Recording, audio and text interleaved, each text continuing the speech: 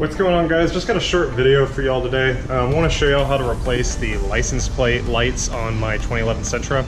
A couple of years ago I put some aftermarket LED bulbs on the car to replace the factory ones, but I noticed yesterday that the bulb on the left side's blinking, which is kind of bad because it's going to annoy anybody that's behind it.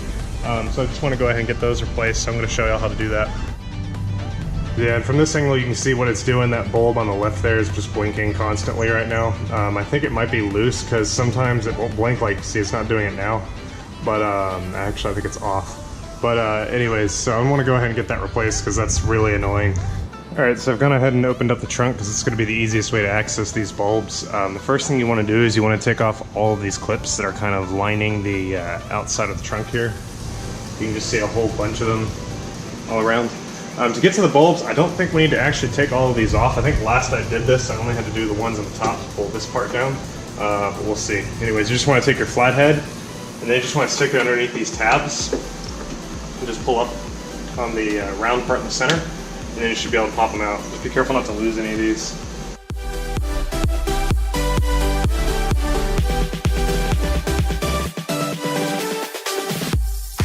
Alright, so I've gone ahead and removed what looks like maybe about 7 of these things. These guys right here. I didn't bother with the ones on the bottom half. I'm going to see now if I can pull the trunk cover back enough to be able to expose the bolts. And with this trunk cover kind of pulled down, you can see the bulb. It's this white piece back here. I just need to turn these counterclockwise to loosen to take them out. Now I don't need to do the right side, but I do need to take off the left side here. So I'm going to go ahead and do that now. As I said, just go ahead and twist counterclockwise. And then the bulb just comes right out. There you go. And then this is the bulb itself. This is the replacement LED one that I put in. So all you need to do to remove these is just pull on it to be able to get it to remove. With one hand here. You just pull on it to remove it. It's that simple.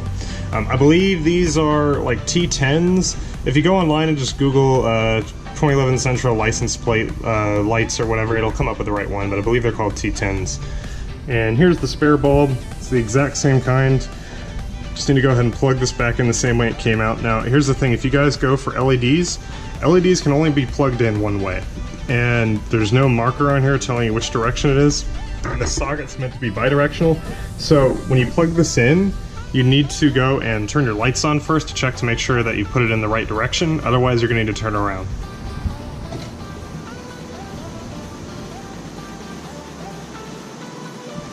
And then before I put it back in, I'm going to go turn the light on.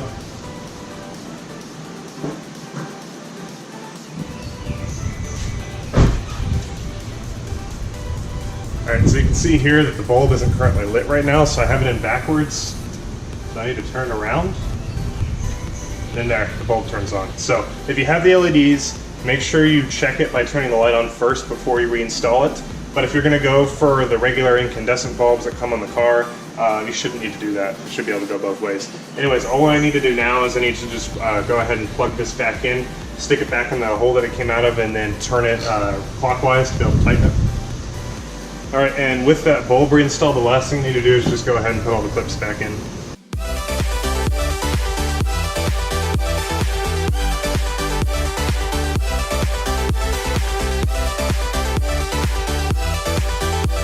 And that's it, guys. It's that simple to replace your license plate bulbs, and these same steps can be done on other vehicles as well, although the bulb type and the specific instructions may vary slightly. But anyways, if you found this video helpful, make sure to give it a thumbs up. If you have any questions, leave one down in the messages below, and I'll see you all in the next video.